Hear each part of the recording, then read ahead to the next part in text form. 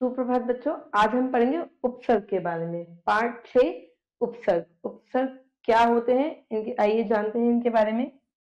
Part से जुड़ेंगे। दिए गए उपसर्गों में मूल शब्द जोड़कर नया शब्द बनाना है। ठीक है, इसमें हमें क्या जोड़ना है? मूल शब्द। ठीक है, देखिए उप उप कोई शब्द नहीं है। अब हम इसमें मूल शब्द जोड़ेंगे। कैसे? उप हार। हार क्या है? हमारा मूल शब्द है। इसको हम हार क्या है? हमारा मूल शब्द। उप नाम। नाम क्या है? हमारा मूल शब्द। इसका कोई अर्थ है। ठीक है, उप का कोई अर्थ नहीं है, पर हमने इसको मूल शब्द के साथ जोड़ दिया तो एक नया शब्द बन गया, उपहार और उपनाम। उपकार और उपवन। वन एक मूल शब्द है, हमने उप लगाया, उपवन, नया शब्द जुड़ गया। ऐसे तरीके परा। ठीक है, अब परा कोई शब्द नहीं है। ठीक है, पर हम क्या लगा लेंगे? मूल शब्द लगा लेंगे। क्रम। क्रम क्या है? अपने आप में एक मूल शब्द है। ठीक है, पराक्रम। ठीक है, पराधीन। धीन क्या है? एक मूल शब्द है, तो हमने मूल शब्द लगा दिया पराधीन। इधर किया हमने पराजय। जय क्या है? अपने आप में एक मूल शब्द है, तो हमने यहाँ पे मूल शब्द लगा दिया, पराक्रम, पराधीन, पराजय। और एक और लिया हमने परामर्श। मर्श क्या है? मूल शब्द है। तो हमने क्या करा? मूल शब्दों से उपसर्ग को जोड़ा।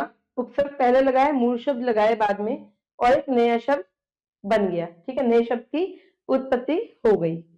आइए जानते हैं इसके बारे में। रचना की दृष्टि से शब्द तीन प्रकार के होते हैं। रचना की दृष्टि से कितने प्रकार के होते हैं शब्द? तीन प्रकार के। कौन कौन से? रूढ़, यौगिक और योग रूढ़ शब्द। भाषा में यौगिक शब्दों की रचना निरंतर होती रहती है। ठीक है, भाषा में निरंतर होती रहती है शब्दों की रचना। उपसर्ग यौगिक शब्दों की रचना में महत्वपूर्ण भूमिका निभाते हैं। उपसर्ग क्या होते हैं? यौगिक शब्दों की रचना में महत्वपूर्ण भूमिका निभाते हैं। आइए उपसर्ग द्वारा शब्दों की रचना को समझें। देखिए, सु। सु है शब्दांश, इसका कोई अर्थ नहीं है। ठीक है, पर हमारे मूल शब्द क्या है? योग। मूल शब्द है योग, तो हम क्या करेंगे? सुयोग। एक नया शब्द बन गया। ठीक है, देखिए इधर वी। वी का कोई अर्थ नहीं है। ठीक है, पर हमने क्या करा? वी योग, एक नया शब्द की उत्पत्ति कर दी। ठीक है, उपयुक्त सुयोग वियोग शब्द सु और वी शब्दांश लगाकर बनाए गए हैं। ये देखिए। ठीक है, मूल शब्द में लगे ये शब्दांश क्या कहलाते हैं? उपसर्ग कहलाते हैं। आइए उपसर्ग की परिभाषा को जानते हैं। जो शब्दांश मूल शब्दों के पूर्व पहले जुड़कर, ठीक है, उन शब्दों के अर्थ में परिवर्तन या विशेषता उत्पन्न करते हैं। परिवर्तन आते हैं, यहाँ पे परिवर्तन आया या विशेषता उत्पन्न करते हैं, उनको हम क्या कहते हैं? उपसर्ग कहते हैं। ठीक है, बात बताइए। उपसर्ग वास्तव में शब्द होते हुए भी शब्द नहीं है, क्योंकि इनका प्रयोग स्वतंत्र रूप से नहीं किया जा सकता। तो वी, इनका प्रयोग नहीं किया जा सकता। ये केवल अन्य शब्दों के साथ जोड़कर ही प्रयोग किए जा सकते हैं। ठीक है, क्योंकि अब आप यहाँ देखिए, इसके कुछ उदाहरण है, देखिए। नहीं, हिंदी भाषा में मुख्य रूप से उपसर्गों के निम्नलिखित प्रकार होते हैं। संस्कृत के उपसर्ग प्रकार होते हैं, संस्कृत के उपसर्ग देखते हैं। ठीक है, अब ये उपसर्ग है आ। इसका कोई मतलब नहीं है। ठीक है, पर उदाहरण देखिए, हमने आ लगा के कौन से बनाए हैं, नए शब्द का निर्माण किया। कैसे? आ जीवन, आ जन्म, आ दान और आ रक्षण। सिर्फ हमने क्या करा? उपसर्ग को मूल शब्द में जोड़ दिया। ठीक है, तो जीवन का भी अर्थ है, मूल शब्द है। जन्म का भी अर्थ है, दान का भी अर्थ है, क्षण का भी अर्थ है। ऐसे हमने उपसर्ग को मूल शब्दों में जोड़ा तो एक नया शब्द की उत्पत्ति हुई। देखिए यहाँ पे कुछ उदाहरण। ये सारे हैं मूल शब्द हमारे, ठीक है, ये सारे मूल शब्द हैं। अब है उपसर्ग अति। अति का कोई अर्थ नहीं है, पर हम क्या करेंगे, अत्यधिक, अत्यंत, अतिरिक्त, अत्युत्तम, नए शब्द निर्माण किया है इसका। प्र, प्र, अकेला प्र, कोई अर्थ नहीं अकेले प्र का, पर अब क्या करेंगे, प्र बल, बल का अपना एक मूल शब्द है, ठीक है, बल का अर्थ है प्रबल, प्रधान, प्रकृति, प्रस्थान और प्रहार, हार अपना अपने मूल शब्द है, ठीक है। अभी तो देखिए परा, परा कोई अर्थ नहीं है परा का, पर हम क्या करेंगे, इसको मूल शब्दों में जोड़ेंगे। कैसे, पराजय, जय क्या है, एक मूल शब्द है, अपना आप में ही मूल शब्द है, ठीक है। पराक्रम, पराधीन, परामर्श, अधि, अकेले अधि का कोई अर्थ नहीं है, फिर हमने क्या करा, फिर हमने मूल शब्द में जोड़ा अधिकार, अधिपति, अधिनायक, ठीक है। अप का कोई अर्थ नहीं है, पर हमने क्या करा, अप यश, अप हरण, अपकार, अपमान, अपशकुन, ऐसे क्या करना है, हमें मूल शब्दों में जोड़ना है इनको। अब का कोई कुछ नहीं है, ये देखिए गुण, गुण का है, मूल शब्द है गुण, हमने क्या करा, अब को यहां लगा दिया, उपसर्ग को पहले लगाया और मूल शब्द जोड़ दिया। अवगुण, अवनति, अवशेष, अवरोध, अवज्ञा, अनु, अनु का कोई अर्थ नहीं है, अनुराग, अनुचर, अनुरूप, अनुकूल, अनुसरण, ये सब क्या है, उपसर्ग हमने जोड़कर मूल रूप में नए शब्द बनाए हैं, नए शब्द का निर्माण हुआ है। सु, अकेले सु का कोई अर्थ नहीं है, सुयोग, योग का अर्थ है, सुपुत्र, पुत्र का अर्थ है, सुबोध, सुमन, सुफल, सुनिश्चित, निश्चित का अर्थ है, ठीक है। कु, उपसर्ग है कु, कुसंग, कुरूप, कुपित, कुपुत्र, ये सब हमने क्या करा, नए शब्द का निर्माण किया है। सम, सम का कोई अर्थ नहीं है, संभव, सम्मुख, सम्मान, संबंध, संकल्प, संपूर्ण, ये सब क्या है, नए शब्द, नए शब्द की उत्पत्ति हुई है उपसर्ग को लगाकर। प्रति, प्रति, प्रतिकूल, प्रतिहिंसा, प्रतिरोध और प्रतिकार। नी, अकेले नी का कोई अर्थ नहीं है, पर हम क्या करेंगे, हम इन्हें मूल शब्द में जोड़ेंगे। निवारण, निवास, निषेध, नियम और निबंध। दुर, दुर, दुर का कोई नहीं है, तो हम क्या करेंगे, दुर्गम, दुर्बल, दुर्भाग्य, र क्या किया हमने, ऊपर लगा दिया, ठीक है। दुस, दुस्साध्य, दुस्साहस, ठीक है, आधा सा, ठीक है। निस, निस का कोई नहीं है, निष्काम, ये सा नियम याद है, स शा में परिवर्तित हुआ, निष्काम, निश्चय, निस्संदेह, ठीक है। निर, निर का कोई अकेला, निर का कोई अर्थ नहीं है, तो हम क्या करेंगे, मूल शब्दों में जोड़ेंगे। निरोग, निर्दोष, निर्धन, निर्गुण, अभी, अभी का कोई अर्थ नहीं है, अभिमुख, अभिनय, अभिनेता, ये हमने नए शब्द बनाए हैं। वी का कोई शब्द नहीं है, कोई भी अर्थ नहीं है, तो वियोग, विनाश और विदेश।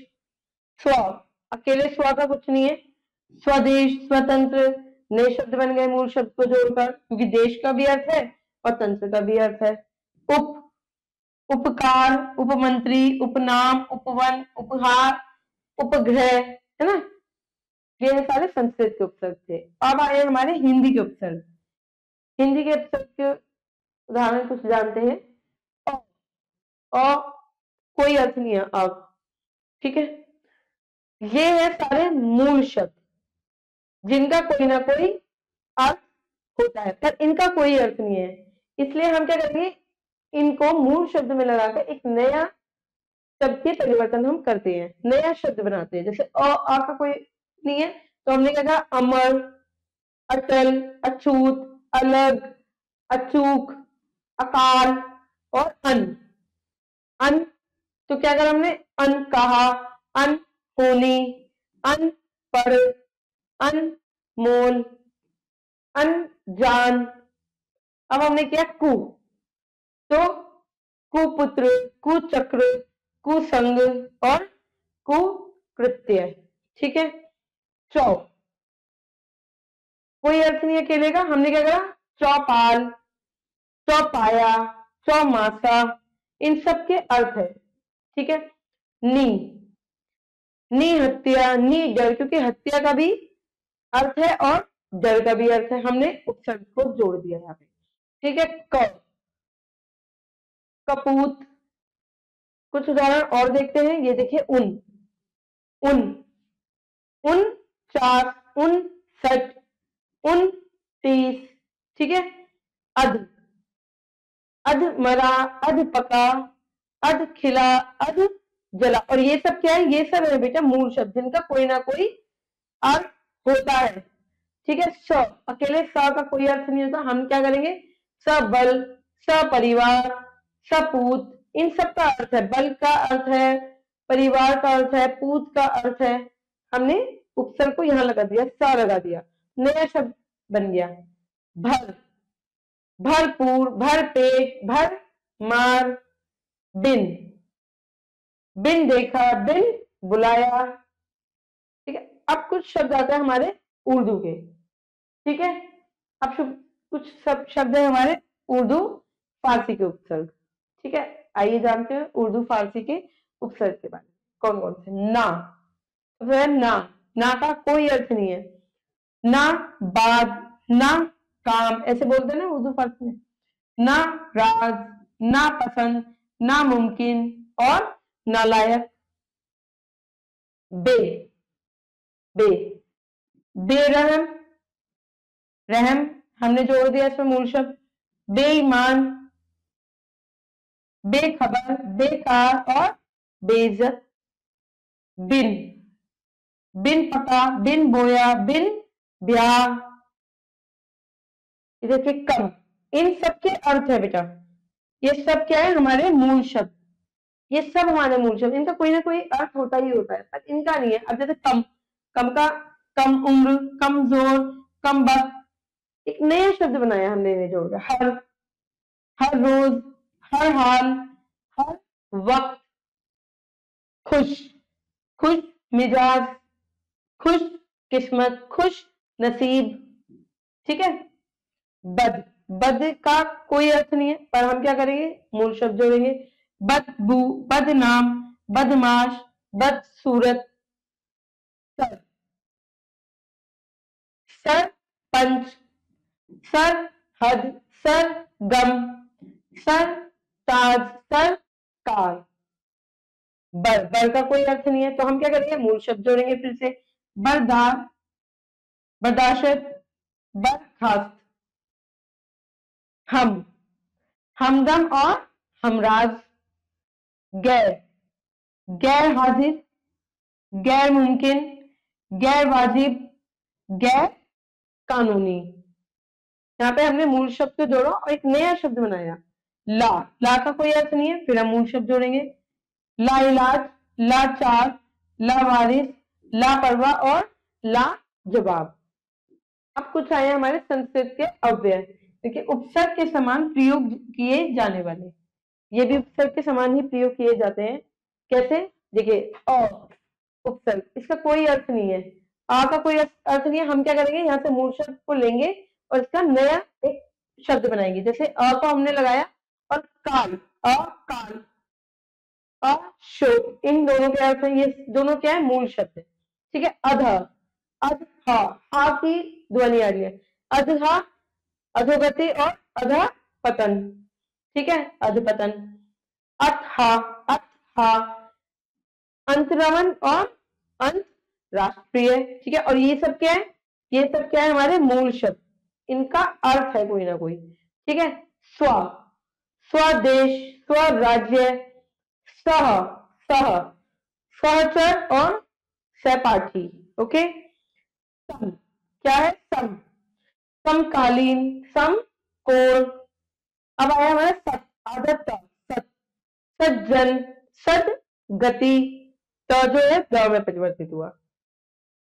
कुछ उदाहरण और भी हैं, देखिए, बहिष, आदत, बहिष, बहिष्कार, बहिगमन, चिर, चिर का कोई अर्थ नहीं है, पर हम क्या करेंगे, फिर से मूल शब्द में जोड़ेंगे तो क्या होगा, एक नया शब्द बनेगा। कैसे बनेगा, चिरकाल, चिर जीवी, चिरंजीवी, पुनर, पुनर्जन, पुनरा जागरण, पुनर्जागरण। ठीक है, पाए हमारे कुछ शब्द अंग्रेजी की, अंग्रेजी के शब्द उपसर्ग। अंग्रेजी भाषा के कुछ प्रमुख उपसर्ग जिनका प्रयोग हिंदी में किया जाता है, इसका प्रयोग क्या है, हिंदी में भी किया जाता है एज इट इज। जैसे ये इंग्लिश के शब्द है ना, अंग्रेजी के शब्द है, उपसर्ग है, पर इनका प्रयोग हम हिंदी में भी लाते हैं। कैसे, जैसे चीफ, ये तो अर्थ, इनका तो अर्थ हो गया एकदम। चीफ हम भी ऐसे बोलते हैं, जैसे चीफ मिनिस्टर, चीफ सेक्रेटरी, है ना। अब सब, सब आया तो हमने क्या करा, सब कमेटी, सब इंस्पेक्टर, सब जज, डिप्टी, ऐसे बोलते हैं deputy, deputy commissioner, deputy minister, ठीक है, वाइस, वाइस प्रिंसिपल, ठीक है, वाइस चांसलर, ठीक है। आज का सार पढ़ते हैं। शब्द के पहले जुड़कर उसके अर्थ में परिवर्तन लाने वाले शब्दांश क्या कहलाते हैं, उपसर्ग कहलाते, जो पहले जुड़ते हैं। ठीक है, हिंदी में 5 प्रकार के उपसर्गों का प्रयोग होता है। कौन कौन से, अभी हमने पढ़े, संस्कृत के उपसर्ग पढ़े, हिंदी के उपसर्ग पढ़े, उर्दू के उपसर्ग पढ़े, है ना। उपसर्ग की तरह उपयुक्त होने वाले संस्कृत के अव्यय और अंग्रेजी के उपसर्ग भी हमने पढ़े। ठीक है बेटा, ये कुछ अभ्यास है, ये आपको खुद से करना है। आशा करती हूँ कि आपको उपसर्ग के बारे में जानकारी मिल गई होगी। ये अभ्यास आप करते रहिए, खुश रहिए। अब मैं मिलूंगी आपसे अगली कक्षा में। जब तक के लिए अपना अभ्यास करते रहिए और खुश रहिए। धन्यवाद।